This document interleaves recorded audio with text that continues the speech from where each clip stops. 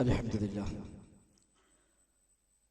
نحمده ونستعينه ونؤمن به ونتوكل عليه ونعوذ بالله من شرور أنفسنا ومن سيئات أعمالنا من يهده الله فلا مضل له ومن يضلل فلا هادي له وأشهد أن لا إله إلا الله وحده لا شريك له وأشهد أن محمدا عبده ورسوله أرسله بالهدى ودين الحق ليظهره على الدين كله ولو كره المشركون اللهم صل على محمد وعلى آل محمد كما صليت على إبراهيم وعلى آل إبراهيم إنك حميد مجيد اللهم بارك على محمد وعلى آل محمد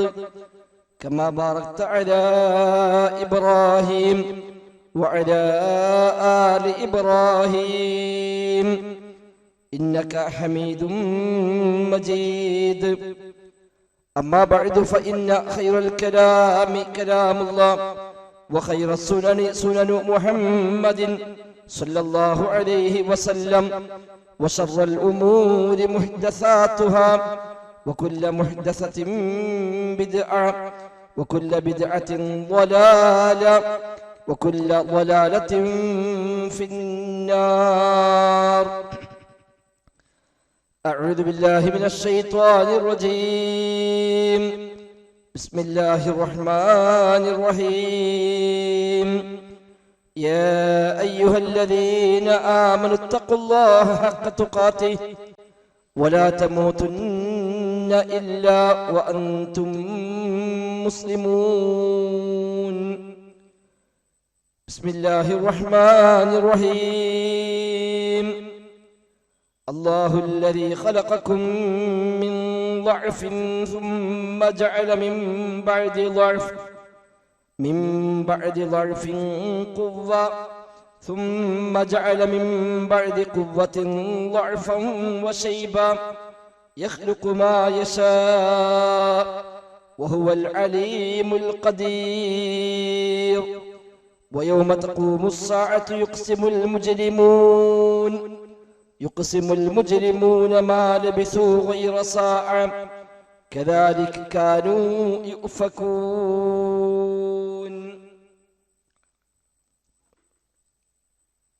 വിശ്വാസികളെ റഹ്മാനായ റബ്ബ് സുബ്ഹാനഹു വ തആലയുടെ നിയമ നിർദ്ദേശങ്ങൾ കഴിവിന്റെ പരമാവധി ജീവിതത്തിൽ പാലിക്കാൻ ശ്രമിച്ചുകൊണ്ട് തഖ്വയോടെ ജീവിക്കണേ എന്ന് പ്രത്യേകമായി ഓർമ്മപ്പെടുത്തുകയാണ്. അല്ലാഹു സുബ്ഹാനഹു വ തആല നമുക്കെല്ലാം അതിന് തൗഫീഖ് പ്രദാനം ചെയ്യുമാറാവട്ടെ. ജീവിതത്തിന്റെ എല്ലാ രംഗത്തും റഹ്മാനായ റബ്ബിന്റെ നിയമനിർദ്ദേശങ്ങളെ പാലിക്കുവാനും ദീനപ്രകാരം ജീവിതത്തെ ക്രമീകരിക്കുവാനുമുള്ള തൗഫീഖ് അല്ലാഹു തആല നമുക്കെല്ലാം നൽകുമാറാവട്ടെ. രോഗികളായ ആൾക്ക് അല്ലാഹു തആല ശിഫ പ്രദാനം ചെയ്യുമാറാവട്ടെ. നമ്മിൽ നിന്ന് മരണപ്പെട്ടു പോയ എല്ലാ വിശ്വാസികൾക്കും അല്ലാഹു തആല മഗ്ഫിറത്തും റഹ്മത്തും നൽകി അനുഗ്രഹിക്കുമാറാവട്ടെ. വിശുദ്ധ ഖുർആനിലെ 30-ാം അധ്യായം സൂറത്തുർ റൂമിലെ 54-55 ആയത്തുകളാണ് ഓതി വെച്ചത്. റഹ്മാനായ റബ്ബ് സുബ്ഹാനഹു വ തആല അവനെ മാത്രം ആരാധിക്കുവാനായി സൃഷ്ടിച്ച സൃഷ്ടികളിൽ ഏറെ പ്രാധാന്യം അർഹിക്കുന്നവരാണല്ലോ മനുഷ്യരായ നാം. മനുഷ്യന്റെ സൃഷ്ടിപ്പ് എന്നത് 3 ഘട്ടങ്ങളിലാണ് ഒരാളുടെ ജീവിതമെന്നാണ് ഈ ഒരു ആയത്തിൽ അല്ലാഹു തആല നമ്മെ ബോധ്യപ്പെടുത്തുന്നത്. ദുർബലാവസ്ഥയിൽ ആരംഭിച്ച് പിന്നീട് ദുർബലാവസ്ഥയിലേക്ക് തന്നെയുള്ള പ്രയാണം, അതിനിടയിൽ അല്പകാലം ആരോഗ്യവും ശക്തിയുമുള്ള ഒരിടക്കാലവും, ഇങ്ങനെ 3 കാലങ്ങളിലായി ഒരു മനുഷ്യൻ തന്റെ ജീവിതം അവൻ ജീവിക്കുന്നുവെന്നാണ് സൂറത്തുർ റൂമിലെ 54-ാമത്തെ ഈ ആയത്തിലൂടെ പഠിപ്പിക്കുന്നത്. അഥവാ ദുനിയാവിലേക്ക് ജനിച്ചു വരുമ്പോൾ മനുഷ്യൻ ദുർബലാവസ്ഥയിലാണ്. അതാണ് ആയത്തിന്റെ ആദ്യ ഭാഗം. അല്ലാഹുല്ലദീ ഖലഖകും മിൻ ളഅഫിൻ, അല്ലാഹു നിങ്ങളെ സൃഷ്ടിച്ചത് ദുർബലാവസ്ഥയിൽ നിന്നാകുന്നു എന്നാണ്. ഭൂമിയിലേക്ക് ജനിച്ചു വീഴുന്ന സമയത്ത് മനുഷ്യന് ഒന്നും ചെയ്യാൻ കഴിയാത്ത അവസ്ഥയിലാണ്.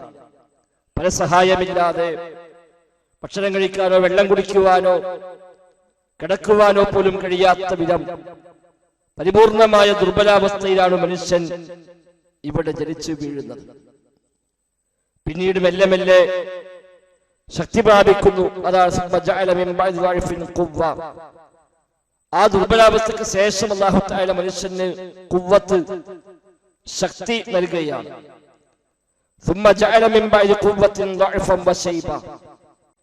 ആ ശക്തിക്ക് ശേഷം പിന്നെയും അവൻ ദുർബലാവസ്ഥയും നരയും അല്ലാഹു തആല നിശ്ചയിക്കുകയും ചെയ്തിരിക്കുന്നു. ഒരു 65, 70, 80 വയസ്സ് വരെയാണ് ശരാശരി ആളുകൾ ജീവിക്കുന്നത്. ആ ജീവിതത്തിന് രണ്ടറ്റങ്ങൾ ലഅഫാണ്, ദുർബലാവസ്ഥയാണ്. അതിനിടയിലുള്ള ഇടക്കാലം മാത്രമാണ് ഒരു ആരോഗ്യാവസ്ഥ എന്ന് പറയാവുന്ന, എന്തിനും ഏതിനും കഴിയുന്ന, എവിടെയും ഓടിയെത്താൻ പറ്റാവുന്ന, ആഗ്രഹിച്ചതെല്ലാം ചെയ്യാൻ കഴിയുന്ന ഒരു പ്രായം എന്നത് ഒരു യുവപ്രായം എന്ന് വിളിക്കാവുന്ന ആ കാലഘട്ടമാണ്. ഒരു 10, 18, 20 വയസ്സ് മുതൽ അങ്ങോട്ട് ഒരു 40, 45, 50 വയസ്സുകളുടെ കാലഘട്ടമാണ് ഒരു മനുഷ്യന് നല്ല ആരോഗ്യവും പക്വതയും പാകതയുമുള്ള, എന്തിനും കഴിയുന്ന, എവിടെയും എത്തിപ്പെടാൻ സാധിക്കുന്ന സമയമെന്നത്. ബാക്കി രണ്ടറ്റങ്ങൾ ദുർബലാവസ്ഥയിലാണ്. അതുകൊണ്ട് തന്നെ ആ ഒരു പ്രായത്തെ ഇസ്ലാം വലിയ ഗൗരവമായി കാണുന്നു. ഇസ്ലാം മാത്രമല്ല, ഏത് നന്മയുടെ ആളുകൾക്കും ഏത് തിന്മയുടെ ആളുകൾക്കും എല്ലാം ആവശ്യം യുവപ്രായത്തിലുള്ള ആളുകളെ തന്നെയാണ്. ഏത് കൂട്ടായ്മയും ആ പ്രായത്തിലുള്ള ആളുകളെ തന്നെയാണ് പരമാവധി തങ്ങളിലേക്ക് ആകർഷിപ്പിക്കുവാനായി ശ്രമിക്കാറുള്ളത്. അത് മതവിരുദ്ധ സംഘങ്ങളാണെങ്കിലും രാജ്യവിരുദ്ധ സംഘങ്ങളാണെങ്കിലും തീവ്രവാദ ഭീകരവാദ പ്രവർത്തനങ്ങൾക്കുമായി ഇറങ്ങുന്ന ആളുകളാണെങ്കിലും ഇതെല്ലാം നന്മക്കും സാമൂഹ്യക്ഷേമങ്ങൾക്കും എല്ലാമായി പ്രവർത്തിക്കുന്ന സംഘങ്ങളാണെങ്കിലും എല്ലാവർക്കും ആവശ്യം ആ ഒരു യുവ പ്രായത്തിലുള്ള സ്ത്രീ പുരുഷന്മാരെ തന്നെയാണ്. അവരുടെ ആ ഒരു ആരോഗ്യവും ആ ചോരത്തിളപ്പും അതെല്ലാം ഉണ്ടെങ്കിലാണ് ഏതൊരു കൂട്ടായ്മക്കും ഊർജ്ജസ്വലമായി മുന്നോട്ട് പോകാൻ കഴിയുക. വിശുദ്ധ ഇസ്ലാമും ഈ പ്രായത്തിന് വലിയ പ്രാധാന്യമാണ് കൽപ്പിക്കുന്നത് എന്ന് കാണാൻ കഴിയും. റസൂലുള്ളാഹി സ്വല്ലല്ലാഹു അലൈഹി വസല്ലം തങ്ങൾ പറഞ്ഞു, നാളെ പരലോകത്ത് 5 കാര്യങ്ങൾക്ക് ഉത്തരം പറയാതെ ഒരു മനുഷ്യന് തന്റെ കാലുകൾ നീക്കാൻ പോലും സാധ്യമല്ല. ലാ തസൂലു ഖദമ അബ്ദിൻ, ഒരു അടിമയുടെ 2 കാലുകൾ അത് നീങ്ങുക പോലുമില്ല യൗമൽ ഖിയാമ, ഖിയാമത്ത് നാളിൽ 5 കാര്യങ്ങൾക്ക് ഉത്തരം പറഞ്ഞിട്ടല്ലാതെ എന്നാണ്. അതിൽ പറഞ്ഞ ഒരു കാര്യം വൻ ശബാബിഹി ഫീമ അബ്ലാഹു, അവന്റെ യുവത്വത്തെ കുറിച്ച് ചോദ്യമുണ്ട്. ആ യുവത്വം ഏതു വഴിയിലാണ് അവൻ തുലച്ചത് എന്ന് ചോദിക്കാതിരിക്കില്ല. ആ ചോദ്യങ്ങൾക്ക് ഉത്തരം പറഞ്ഞിട്ട് ഒരു മനുഷ്യന് കാലെടുത്ത് വെക്കാൻ പോലും നാളെ മഹ്ശറിൽ സാധിക്കുകയുള്ളൂ എന്നാണ് അല്ലാഹുവിന്റെ റസൂൽ സ്വല്ലല്ലാഹു അലൈഹി വസല്ലമ ഈ ഹദീസിലൂടെ നമ്മെ പഠിപ്പിക്കുന്നത്. ആ പ്രായത്തിന് പ്രത്യേകമായ ചോദ്യമുണ്ട് എന്നർത്ഥം.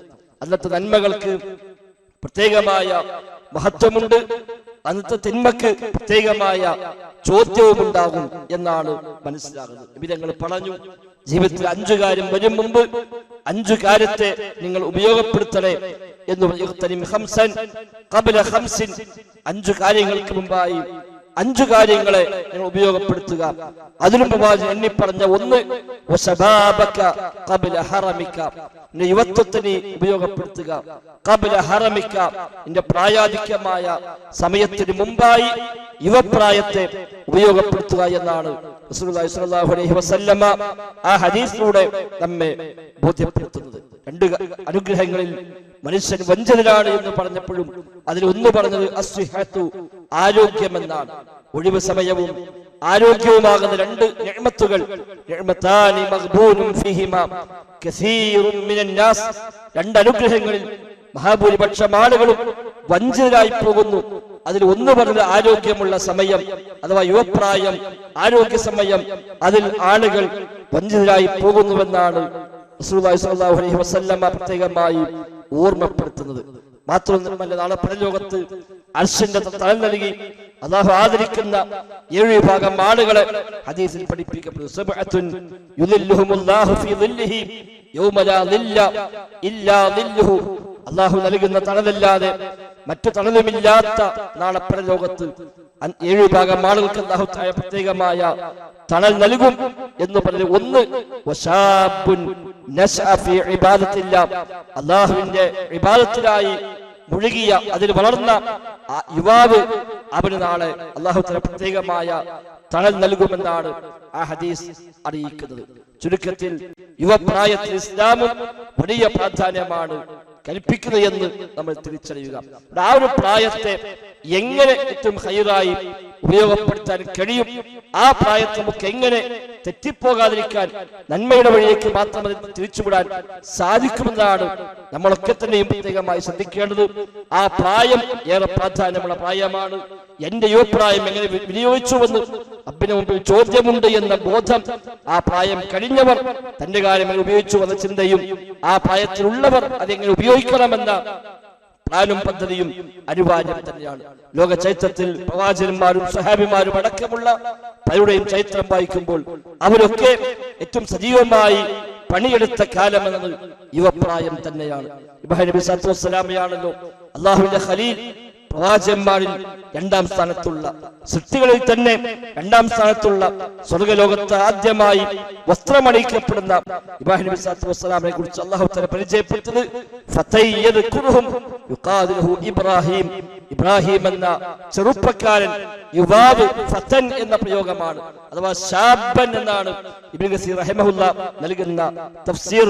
ഒരു നല്ല യുവപ്രായത്തിലാണ് ഇബ്രാഹിം നബി സല്ലല്ലാഹു അലൈഹി വസല്ലം അവിടെ ആ ഒരു ത്യാഗം നിർവഹിച്ചത് എന്നാണ് വിശുദ്ധ ഖുർആൻ തന്നെ പരിചയപ്പെടുത്തുന്നത്. യൂസുഫ് നബി സല്ലല്ലാഹു അലൈഹി വസല്ലമിന്റെ ചരിത്രം അല്ലാഹു തആല ഒരു പരിപൂർണമായ സൂറത്തായി തന്നെ അവതരിപ്പിച്ചുവല്ലോ. അതിലെ ഏറ്റവും മുഖ്യമായ സമയങ്ങളെല്ലാം യൂസുഫ് നബിയുടെ യുവപ്രായം തന്നെയാണ്. ജയിലിൽ പോയതും തിന്മക്കുള്ള വഴികൾ മുമ്പിൽ വന്നപ്പോഴും ആ തിന്മയുടെ വഴിയിൽ നിന്ന് ഒഴിവായി ഖാല റബ്ബി സിജ്നു അഹബ്ബു ഇലയ്യ മിമ്മാ യദ്ഊനനി ഇലൈഹി, അല്ലാഹുവേ ആ തിന്മയിലേക്ക് അവരെന്നെ ക്ഷണിച്ചുകൊണ്ടിരിക്കുന്നു, അതിനേക്കാളും എനിക്കിഷ്ടം ജയിൽ തന്നെയാണെന്ന് പറഞ്ഞ് ആ തിന്മയുടെ വഴിയിൽ നിന്ന് പൂർണ്ണമായി മാറി നിന്ന് അതിന്റെ പേരിൽ ജയിലിൽ പോകേണ്ടി വന്നാൽ അതാണ് എനിക്ക് നല്ലത്, എന്നാലും തിന്മയിലേക്ക് ഞാനില്ല എന്ന് പറഞ്ഞ് നന്മയുടെ വഴിയിലേക്ക് മാറി നിന്ന യൂസുഫ് നബി സല്ലല്ലാഹു അലൈഹി വസല്ലമയെ അല്ലാഹു തആല ഖുർആനിൽ പരിചയപ്പെടുത്തുന്നുണ്ട്. അതേപോലെ അസ്ഹാബുൽ കഹ്ഫ് എല്ലാ വെള്ളിയാഴ്ചയും ഓതൽ സുന്നത്തായി പഠിപ്പിക്കപ്പെട്ട അധ്യായമാണല്ലോ സൂറത്തുൽ കഹ്ഫ്. അതിലെ ഗുഹാവാസികളെ പറ്റി പറയുമ്പോഴും അല്ലാഹു തആല പറഞ്ഞത് ഇന്നഹും ഫിത്യത്തുൻ ആമനൂ ബിറബ്ബിഹിം ഫസിദ്നാഹും ഹുദാ എന്നാണല്ലോ. അവർ പടച്ച റബ്ബിൽ വിശ്വസിച്ച ഒരു സംഘം ചെറുപ്പക്കാരാണ്. ഇന്നഹും ഫിത്യ, ഒരു സംഘം ചെറുപ്പക്കാരാണ്, യുവാക്കളാണവർ. ആമനൂ ബിറബ്ബിഹിം, തങ്ങളുടെ റബ്ബിൽ വിശ്വസിച്ചവരാണവർ. വസിദ്നാഹും ഹുദാ, അവർക്ക് നാം ഹിദായത്ത് വർദ്ധിപ്പിച്ചു കൊടുത്തുവെന്നാണ് അല്ലാഹു തആല പറഞ്ഞത്. പ്രഖ്യാപിച്ച പ്രഖ്യാപനവും അല്ലാഹു തആല പറയുന്നുണ്ട്. റഹ്മാനായ റബ്ബിന് പുറമെ ഒരാളോടും ദുആ ചെയ്തില്ല. ലൻ നദ്ഉ മിൻ ദൂനിഹി ഇലാഹൻ ലഖദ് ഖുൽനാ ഇദൻ ശതത, ഞങ്ങൾ പടച്ച റബ്ബിനോട് മാത്രമേ പ്രാർത്ഥിക്കുകയുള്ളൂ, ആ റബ്ബിന് പുറമെ ഒരാളോടും ഞങ്ങൾ ദുആ ചെയ്യുകയില്ല. അങ്ങനെ ചെയ്യുന്ന പക്ഷം വലിയ അപരാധമായിരിക്കും, വലിയ അന്യായമായിരിക്കും ഞങ്ങൾ ചെയ്യുക എന്ന് പ്രഖ്യാപിച്ച ചെറുപ്പക്കാരായിരുന്നു, യുവാക്കളായിരുന്നു അവർ എന്ന് അല്ലാഹു തആല അവരെ കുറിച്ച് പരിചയപ്പെടുത്തുന്നുണ്ട്. പ്രവാചകൻ സല്ലല്ലാഹു അലൈഹി വസല്ലമക്ക് നബുവത്ത് ലഭിക്കുമ്പോഴും 40 വയസ്സ് പ്രായമാണ് എന്ന് നമുക്കറിയാം. അന്ന് നബിയോടൊപ്പം ഉണ്ടായിരുന്ന വിശ്വാസികൾ പിന്നീട് വലിയ വലിയ പ്രഗത്ഭരായ സ്വഹാബിമാരായി മാറിയവർ അവരൊക്കെ നബിയേക്കാൾ പ്രായം കുറവുള്ളവരാണ്. അബൂബക്കർ സിദ്ദീഖ് റളിയല്ലാഹു അൻഹുവിന് അന്ന് 37 വയസ്സ് പ്രായമാണ്. ഉമർ ഖത്താബ് റളിയല്ലാഹു അൻഹുവിന് അന്ന് 27 വയസ്സ് പ്രായമാണ്. ഉസ്മാൻ അഫ്ഫാൻ റളിയല്ലാഹു അൻഹുവിന് അന്ന് 22 വയസ്സ് പ്രായമാണ്. ആ പ്രായത്തിലുള്ള ചെറുപ്പക്കാരായ ആ സ്വഹാബിമാരാണ് പ്രവാചകർക്ക് ഏറ്റവും വലിയ താങ്ങും തണലുമായി എല്ലാ അർത്ഥത്തിലുമുള്ള നിബിധങ്ങളുടെ സഹായികളായി അവർ നിലകൊണ്ടത് എന്ന് നമുക്ക് കാണാൻ സാധിക്കുന്നുണ്ട്. ധാരാളം സ്വഹാബിമാരും വ്യത്യസ്തരായ താബിഈകളെയും എല്ലാം നമുക്ക് ആ നിലയ്ക്ക് കാണാൻ കഴിയും. സഈദ് ഇബ്നു മുആദ് റളിയല്ലാഹു അൻഹു പ്രഗൽഭനായ സ്വഹാബിയാണല്ലോ. 30-ാം വയസ്സിൽ ഇസ്ലാം സ്വീകരിച്ച് 37-ാമത്തെ വയസ്സിൽ ഷഹീദായവരാണ്, രക്തസാക്ഷിയവരാണ്. ഇഹ്തസ്സ അർശുർ റഹ്മാൻ ലിമൗതി സഈദ്, സഈദിന്റെ വഫാത്തിൽ അല്ലാഹുവിന്റെ അർശ് പോലും കുലുങ്ങി എന്നാണ് റസൂലുള്ളാഹി സ്വല്ലല്ലാഹു അലൈഹി വസല്ലം പറഞ്ഞ സ്വഹീഹായ ഹദീസിൽ സ്ഥിരപ്പെട്ടു വന്നിരിക്കുന്നത്. 70ഓളം സ്വഹാബിമാർ അദ്ദേഹത്തിന്റെ ജനാസയിൽ സാക്ഷികളായി എന്ന് റസൂലുള്ളാഹി സ്വല്ലല്ലാഹു അലൈഹി വസല്ലം പഠിപ്പിക്കുന്നുണ്ട്. മാത്രവുമല്ല സഈദ് ഇബ്നു മുആദിന്റെ ജനാസയുടെ ആ മയ്യത്ത് കട്ടിൽ പോലും മലക്കുകൾ വഹിക്കുന്നതായി ഞാൻ കണ്ടുവന്ന് നബി തങ്ങൾ പഠിപ്പിക്കുന്നുണ്ട്. ഖബർ ശിക്ഷയെ കുറിച്ച് പ്രവാചകൻ പറയുമ്പോൾ പോലും പറഞ്ഞത് ഖബർ ശിക്ഷ യാഥാർത്ഥ്യമാണെന്ന് പറയാൻ നബി തങ്ങൾ പ്രയോഗിച്ച പ്രയോഗം, ആരെങ്കിലും ഒരാൾ ഖബർ ശിക്ഷയിൽ നിന്ന് അല്ലെങ്കിൽ ഖബറിന്റെ ശിക്ഷയില്ല ഖബർ ഇടുക്കത്തിൽ നിന്ന് രക്ഷപ്പെടുമായിരുന്നുവെങ്കിൽ സഈദ് രക്ഷപ്പെടുമായിരുന്നു. പക്ഷെ സഈദിനും ഉണ്ടായിട്ടുണ്ട് ഖബറിന്റെ ഇടുക്കമെന്ന് നബി തങ്ങൾ പറയുമ്പോൾ അത്രയേറെ സഈദിന്റെ മഹത്വം നബി തങ്ങൾ എടുത്തു പറഞ്ഞുവെങ്കിൽ ആ സഈദ് ഇബ്നു മുആദ് റളിയല്ലാഹു അൻഹു വഫാത്താകുമ്പോൾ അദ്ദേഹത്തിന് 37 വയസ്സ് പ്രായമായിരുന്നു എന്ന് കാണാൻ കഴിയും. സഹോദരങ്ങൾ സൂചിപ്പിക്കുന്നത് ഈ പ്രായം എന്നത് പ്രത്യേകമായി ചോദ്യം ചെയ്യപ്പെടുന്ന സമയം തന്നെയാണ്. തിന്മയിലേക്കും നന്മയിലേക്കും ഒരേപോലെ ഉപയോഗിക്കാൻ കഴിയുന്ന, ഉദ്ദേശിച്ചതെല്ലാം ചെയ്യാൻ കഴിയുന്ന, എങ്ങോട്ടും എങ്ങനെയും ചായാൻ സാധിക്കുന്ന പ്രായമാണ് എന്നുകൊണ്ട് തന്നെ ആ പ്രായത്തെ പ്രത്യേകമായി ഉപയോഗപ്പെടുത്തൽ തന്നെയാണ് വിശ്വാസികളായ നമ്മൾ ചെയ്യേണ്ടത് എന്നാണ് നാം തിരിച്ചറിയേണ്ടത്. താബഈ പ്രമുഖനായ ഉഖ്ബത്ത് ബിൻ നാഫിഅ് റഹിമഹുല്ല 22-ാമത്തെ വയസ്സിലാണ് അദ്ദേഹം ഉമർ ഖത്താബിന്റെ കാലഘട്ടത്തിൽ ആഫ്രിക്കയിലേക്ക് ദഅവത്തുമായി പോകുന്നത്.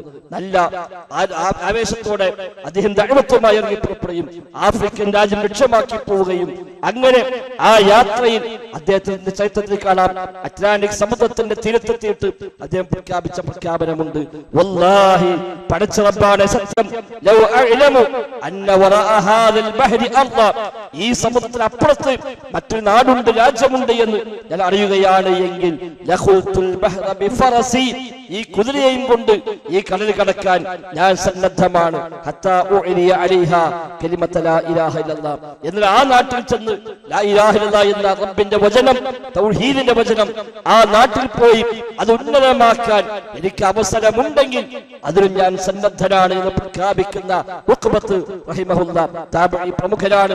അന്ന് 22 വയസ്സാണ് അദ്ദേഹത്തിന് ഇത് പ്രഖ്യാപിക്കുമ്പോൾ പ്രായം. ഒരുപാട് പാഠങ്ങൾ, മാതൃകകൾ സഹോദരങ്ങളെ ചരിത്രത്തിൽ നമുക്കുണ്ട് എന്നർത്ഥം. അതുകൊണ്ട് നമ്മളും ആലോചിക്കേണ്ടത്, എന്റെ യുവപ്രായം നാളെ റബ്ബിന്റെ മുമ്പിൽ പ്രത്യേകമായ ചോദ്യമുണ്ട്. എന്താണ് ഞാനിതിന് പറയുക, എന്താ ഞാനിതിന് ഒരുക്കി വെച്ചത്? അള്ളാഹിന്റെ മുമ്പിലേക്ക് എത്തുമ്പോൾ ചോദ്യമുണ്ടാകുമെന്ന് ഉറപ്പാണ്.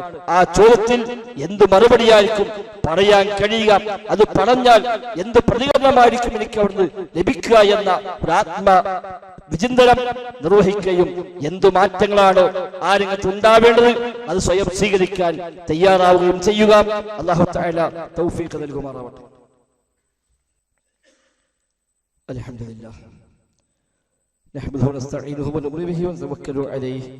اللهم صل على محمد وعلى آل محمد كما صليت على إبراهيم وعلى آل إبراهيم إنك حميد مجيد.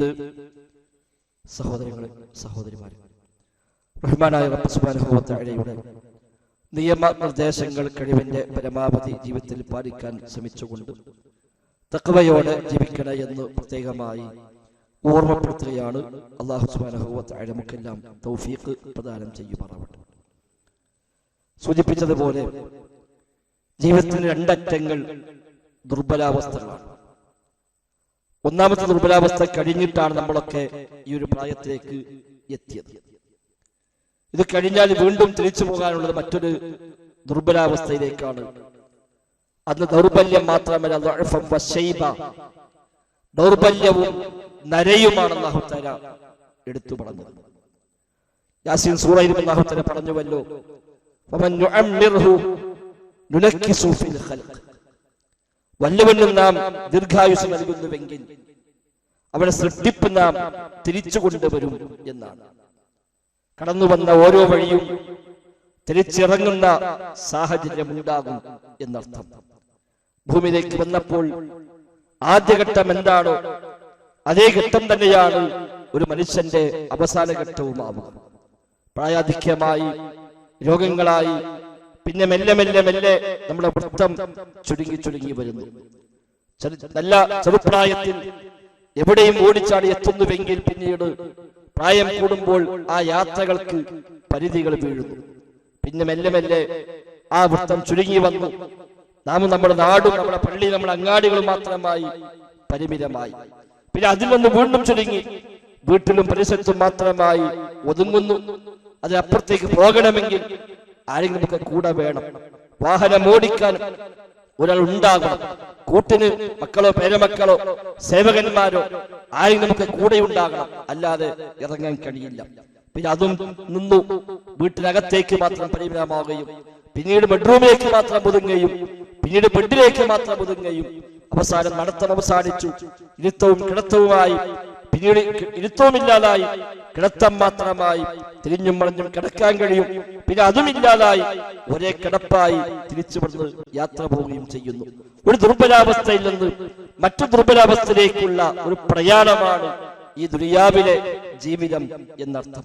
അതിനിടയിലുള്ള ഒരു ഇടക്കാലം ഏതാനും വർഷങ്ങൾ മാത്രമാണ് ഒരു നല്ല കാലം എന്ന് നമ്മൾക്ക് പറയുന്ന, നല്ല ചോരത്തിളപ്പുള്ള, എവിടെയും ഓടിയെത്തുന്ന, എന്തും ചെയ്യാൻ കഴിയുന്ന ആ സമയം ഇടക്കാലത്ത് ലഭിക്കുന്ന ഏതാനും വർഷങ്ങൾ മാത്രമാണ്. അതാണ് ആർക്കാണ് നാം ദീർഘായുസ് നൽകുന്നത്, അവന്റെ സൃഷ്ടിപ്പിനെ നാം തിരിച്ചു കൊണ്ടുവരും. അവർ ചിന്തിക്കുന്നില്ലേ എന്ന് അല്ലാഹു തആല ചോദിക്കുന്നുണ്ട്. ആ ഒരു യാഥാർത്ഥ്യത്തെ സഹോദരങ്ങളെ നമ്മൾ തിരിച്ചറിയേണ്ടതുണ്ട്. എന്നിട്ട് അതിനനുസരിച്ച് ദുനിയാവിനെ ക്രമീകരിക്കാനാണ് നാം തയ്യാറാവേണ്ടത്. നബി ഞങ്ങളുടെ സ്വഹാബി അബ്ദുല്ലാഹി ഇബ്നു ഉമർ റളിയല്ലാഹു അൻഹുമ അദ്ദേഹം പറയുന്നു, അഖദ റസൂലുള്ളാഹി സ്വല്ലല്ലാഹു അലൈഹി വസല്ലമ ബിമൻകിബി.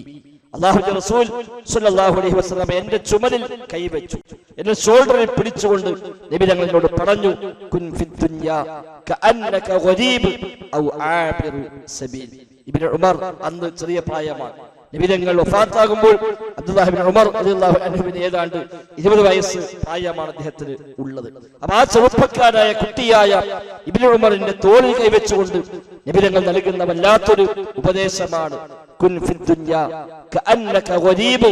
നീ ദുനിയാവിൽ ഒരു വിദേശിയെ പോലെ, ഒരു അപരിചിതനെ പോലെ നീ ആവണമെന്നാണ്. ഗരീബ് ആ നാട്ടുകാരനല്ലാത്ത, മറ്റു നാട്ടിൽ നിന്ന് ഇവിടെ വന്ന് താമസമാക്കിയ അല്ലെങ്കിൽ ഇതിലൂടെ കടന്നു പോകുന്ന ഒരു പ്രവാസിയെ പോലെ, ഒരു അന്യ ദേശത്തു നിന്ന് വന്ന ഒരാളെ പോലെ നീ ആയി മാറണം. ദുനിയാവിൽ ഒരു അപരിചിതനെ പോലെ, അധികമാരെയും പരിചയമില്ലാത്ത, നാടറിയാത്ത, നാട്ടുകാരറിയാത്ത, മറ്റേതോ നാട്ടിൽ നിന്ന് വന്ന് തൽക്കാലമായി ഇവിടെ താമസമാക്കിയ ഒരു അന്യദേശക്കാരനെ പോലെ ആവുക നീ ദുനിയാവിൽ. അതല്ലെങ്കിൽ ഒരു വഴിയാത്രക്കാരനെ പോലെ കടന്നു പോകുമ്പോ എത്രയോ നാടിലൂടെ നമ്മളൊക്കെ യാത്ര പോകാറുണ്ട്. ഓരോ യാത്രയിലും ധാരാളം നാടുകൾ താണ്ടിക്കടന്നു പോകാറുണ്ട്. പക്ഷെ ആ നാടുകളുമായി വലിയ ബന്ധം നമുക്ക് ഉണ്ടാകാറില്ല. ഇവിടെ കടന്നു പോകുന്നു, ഒരു പക്ഷേ ഒന്ന് ഭക്ഷണം കഴിക്കാൻ ഇറങ്ങും, ഒന്ന് ഫ്രഷ് ആകാൻ ഇറങ്ങും, നിസ്കരിക്കാൻ ഇറങ്ങും, അത് കഴിഞ്ഞ് പോയി അതിനപ്പുറത്തേക്ക് ആ നാടുമായി നമുക്കൊരു ബന്ധമൊന്നും ഉണ്ടാവാറില്ല. ഈ ഒരു വഴിയാത്രക്കാരെ പോലെ ആവുക നീ എന്ന് റസൂലുള്ളാഹി സ്വല്ലല്ലാഹു അലൈഹി വസല്ലമ ഇബ്നു ഉമർ ഖത്താബിന്റെ മകൻ അബ്ദുല്ലാഹി ഇബ്നു ഉമർ റളിയല്ലാഹു അൻഹുമക്ക് തോളിൽ പിടിച്ചുകൊണ്ട് നബി തങ്ങൾക്ക് കൊടുക്കുന്ന ഉപദേശമാണ്. എന്നിട്ട് വകാന ഇബ്നു ഉമർ യഖൂൽ, റിപ്പോർട്ടിൽ പറയാണ്, ഇതിനു ശേഷം അബ്ദുല്ലാഹി ഇബ്നു ഉമർ റളിയല്ലാഹു അൻഹുമ അദ്ദേഹം ധാരാളമായി പറയാറുണ്ടായിരുന്നു, ഇദാ അംസൈത ഫലാ തന്തദിർ സ്വബാഹ്. വൈകുന്നേരമായാൽ നേരം പുലരുമെന്ന് നീ പ്രതീക്ഷിക്കേണ്ടതില്ല. ഇദാ അംസൈത ഫലാ തന്തദിർ മസാ. നേരം പുലർന്നാൽ വൈകുന്നേരമാകുമെന്ന് നീ പ്രതീക്ഷിക്കേണ്ടതില്ല. വഖുദ് മിൻ സിഹ്ഹതിക ലിമറദിക. നിന്റെ ആരോഗ്യത്തിൽ നിന്ന് രോഗാവസ്ഥയ്ക്ക് വേണ്ടി നീ എടുത്തു വെക്കുക. വമിൻ ഹയാതിക ലിമൗതിക. നിന്റെ ജീവിതത്തിൽ നിന്ന് മരണശേഷമുള്ളതിന് വേണ്ടി നീ എടുത്തു വെക്കുക, സമ്പാദിച്ചു വെക്കുക എന്ന് ഈ ഉപദേശം കേട്ട ഇബ്നു ഉമർ റളിയല്ലാഹു അൻഹുമ ധാരാളമായി പറയാറുണ്ട് എന്നാണ് റിപ്പോർട്ടർ പറയുന്നത്. ഇമാം ബുഖാരി സ്വഹീഹ് ബുഖാരിയിൽ രേഖപ്പെടുത്തിയ ഹദീസാണ്. ഈ പാഠം തന്നെയാണ് നമ്മളും ഉൾക്കൊള്ളേണ്ടത്. നമ്മളിങ്ങനെ പോകും, ഇന്ന് നേരം പുലർന്നു, ഇനി വൈകുന്നേരമാകുമോ നമുക്ക് ആർക്കും യാതൊരു ഉറപ്പുമില്ല. ഇന്ന് വൈകുന്നേരമായാൽ നാളെ നേരം പുലരുമോ യാതൊരു ഉറപ്പുമില്ല. നമ്മുടെ കൈവശമുള്ള മൊബൈൽ ഫോണിലെ വാട്സ്ആപ്പ് ഗ്രൂപ്പുകളിൽ മരണവാർത്തകൾ വരാത്ത ദിവസങ്ങളില്ല. ചിലത് പരിചയമുള്ള ആളുകൾ, ചിലത് പരിചയമില്ലാത്ത ആളുകൾ, നമ്മേക്കാൾ പ്രായമുള്ളവർ, നമ്മേക്കാൾ പ്രായം കുറഞ്ഞവർ, എല്ലാം ആ ഗണത്തിലുണ്ട്. ഈ ഇന്നല്ലെങ്കിൽ നാളെ നമ്മുടെയും പേര് വെച്ചിരാം. അയാൾ മരണപ്പെട്ടു വന്ന വാർത്ത ഏത് സമയവും വന്നേക്കാം. അതാണ് ഇലാ അംസൈത ഫലാ തന്തദിർ സ്വബാഹ്. വൈകുന്നേരമായാൽ പ്രഭാതത്തെ നീ പ്രതീക്ഷിക്കേണ്ടതില്ല, പ്രഭാതമായാൽ പ്രദോഷത്തെയും നീ പ്രതീക്ഷിക്കേണ്ടതില്ല എന്ന് ഇബ്നു ഉമർ റളിയല്ലാഹു അൻഹു നബിയുടെ ഉപദേശം കേട്ട് അദ്ദേഹത്തിനുണ്ടായ മാറ്റമാണ് അദ്ദേഹം പിന്നെ ആ ഉപദേശമായി എല്ലാവർക്കും നൽകിക്കൊണ്ടിരിക്കുന്നത്. മാത്രമല്ല, രണ്ട് കാര്യമാണ് പറഞ്ഞത്. ഒന്ന്, ആരോഗ്യത്തിൽ നിന്ന് നീ എടുത്തു വെച്ചോ, നീ മറവിക്കാം രോഗസമയത്തേക്ക് വേണ്ടി. രോഗം വരും, പ്രായം കൂടും, വിചാരിച്ച പോലെ എല്ലാം ചെയ്യാൻ കഴിയാതാകും. സ്ഥിരമായി പള്ളിയിൽ പോകാൻ പിന്നെ പറ്റണമെന്നില്ല, നോമ്പെടുക്കാൻ സാധിക്കണമെന്നില്ല, കൃത്യമായി നിന്ന് നിസ്കരിക്കാൻ പോലും സാധിക്കണമെന്നില്ല, ഹജ്ജിനും ഉംറക്കും പിന്നെ പോകാൻ സാധിക്കണമെന്നില്ല, എല്ലാ നന്മയുടെയും വഴികളിൽ കൂടെ ഉണ്ടാവാൻ സാധിക്കണമെന്നില്ല. അതുകൊണ്ട് കഴിയുന്ന കാലത്ത് നീ ചെയ്തു വെച്ചോ എന്നാണ്. ആരോഗ്യമുള്ള സമയത്ത് കൃത്യമായി പള്ളിയിൽ പോയി നിസ്കരിച്ചോ, ജമാഅത്തായി നിസ്കരിച്ചോ, അതേപോലെ നന്മകളെല്ലാം വർദ്ധിപ്പിച്ചോ, നോമ്പ് നീ നോറ്റോ, സദഖ നീ ചെയ്തോ, എല്ലാ ഖൈറിലും എല്ലാ നന്മയിലും നീ ഭാഗവാക്കായിക്കോ. എങ്കിൽ ആരോഗ്യ സമയത്തും അതേ പ്രതിഫലം കിട്ടുമെന്നാണല്ലോ. ആരോഗ്യമുള്ള സമയത്ത് നന്മകൾ ചെയ്താൽ രോഗാവസ്ഥയിൽ ഇതിന് പ്രതിഫലം കിട്ടിക്കൊണ്ടിരിക്കുമെന്നാണ്. അവിടെ അന്നേക്ക് വേണ്ടി രോഗമുണ്ടാകുന്ന ആ സമയത്തേക്ക് വേണ്ടി ആരോഗ്യമുള്ള സമയത്ത് തന്നെ നീ ചെയ്തു വെക്കുക. നിന്റെ ആരോഗ്യത്തിൽ നിന്നും ഈ രോഗസമയത്തേക്ക് നീ മാറ്റിവെക്കുക, സമ്പാദിച്ചു വെക്കുക. ജീവിതത്തിൽ നിന്ന് എടുത്തു വെക്കുക. മരണത്തിന് വേണ്ടി എപ്പോഴും മരിച്ചേക്കാം. ഇന്നങ്ങ് മരിച്ചാലും അവിടേക്ക് നമുക്ക് സമ്പാദ്യമായി വല്ലതും ഉണ്ടാകണം. അതല്ലാതെ കുറച്ചു കാലം കിട്ടി അതടിച്ചു പൊളിച്ചങ്ങ് തകർത്ത് കളഞ്ഞു, പ്രത്യേകിച്ചൊന്നും പരലോകത്തേക്ക് ഉണ്ടാക്കി വെച്ചിട്ടില്ല എങ്കിൽ ആ യാത്ര നഷ്ടമായി മാറും. രണ്ടാമത് അത് പരിഹരിക്കാൻ പിന്നെ വഴിയൊന്നുമില്ല. തിരിച്ചു വന്ന് വീണ്ടും അമൽ ചെയ്യാൻ പിന്നെ സാഹചര്യമൊന്നുമില്ല. അതുകൊണ്ട് ഉള്ള സമയങ്ങളെ, ഉള്ള ആരോഗ്യത്തെ, ഉള്ള സമ്പത്തിനെ അതിന്റെ വിഹിതമെങ്കിലും പരലോകത്തേക്ക് വേണ്ടി മാറ്റിവെക്കാൻ, അങ്ങോട്ടുള്ള സമ്പാദ്യമാക്കി മാറ്റാൻ നാം പരിശ്രമിക്കണേ എന്നാണ് എന്നോടും നിങ്ങളോടുമൊക്കെ സൂചിപ്പിക്കാനുള്ളത്. ആ നിലയ്ക്ക് കഴിവിന്റെ പരമാവധി പടച്ചിറപ്പിനെ പേടിച്ചുകൊണ്ട് അവന്റെ കൽപ്പന നിർദ്ദേശങ്ങൾക്ക് പ്രാധാന്യം നൽകിക്കൊണ്ട് മുത്തഖീങ്ങളായി ജീവിച്ച് മരിക്കുവാൻ പരിശ്രമിക്കുക. അല്ലാഹു തആല തൗഫീഖ് നൽകി അനുഗ്രഹിക്കുമാറാവട്ടെ. അല്ലാഹുമ്മ റബ്ബന ആതിന ഫിദ്ദുനിയ ഹസന വഫിൽ ആഖിറതി ഹസന വഖിനാ അദാബന്നാർ. റബ്ബനാ തഖബ്ബൽ മിന്നാ റബ്ബനാ തഖബ്ബൽ മിന്നാ റബ്ബനാ തഖബ്ബൽ മിന്നാ ഇന്നക അൻതസ് സമീഉൽ അലീം. അല്ലാഹുമ്മ ഗ്ഫിർ ലിൽ മുഅ്മിനീന വൽ മുഅ്മിനാത് വൽ മുസ്ലിമീന വൽ മുസ്ലിമാത് അൽ അഹ്യാഇ മിൻഹും വൽ അംവാത് ഇന്നക മുജീബുദ് ദഅവാതി വഖാദിൽ ഹാജാത്. ربنا اصرف عنا عذاب جهنم إن عذابها كان غراما.